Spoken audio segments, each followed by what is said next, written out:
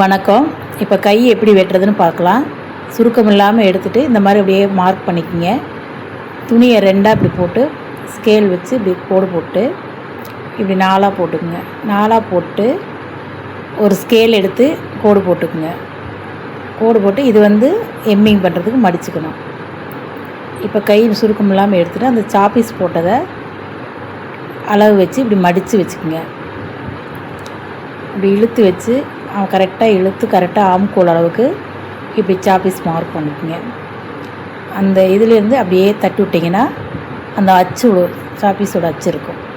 அதுலேருந்து அதே மாதிரி பண்ணிங்க. இல்லை அப்படி டவுட்டாக இருக்குது அப்படின்னா இந்த மாதிரி கிளேவ் ஸ்கேல் இருக்கும், அதை எடுத்து அது மேலே வச்சு கோடு போட்டுங்க. அந்த குழி ஆம்கோல் எடுக்கிறதுக்கு இன்னும் கொஞ்சம் தள்ளி எடுக்குங்க. வச்சு இப்போ வெட்டிக்கிங்க. வெட்டினதுக்கப்புறம் ஆம்கோல் குழி எப்படி எடுக்கிறதுன்னு காட்டுறேன். இப்போ ஓப்பன் பண்ணி அந்த ஆம்கோல் குழி எப்படி எடுக்கிறதுனா அந்த ஸ்கேவ்கள் வச்சு கொஞ்சம் அப்படியே கிளாஸாக வச்சா மீன் வால் மாதிரி அப்படியே வரும். அதோட மார்க் பண்ணி லைட்டாக அப்படியே கேவ் எடுத்திங்கன்னா ஸ்கேவ் வந்துடும். அந்த இடத்துல ஒரு டாட் போட்டுக்குங்க, அப்போ தான் அது தெரியும்.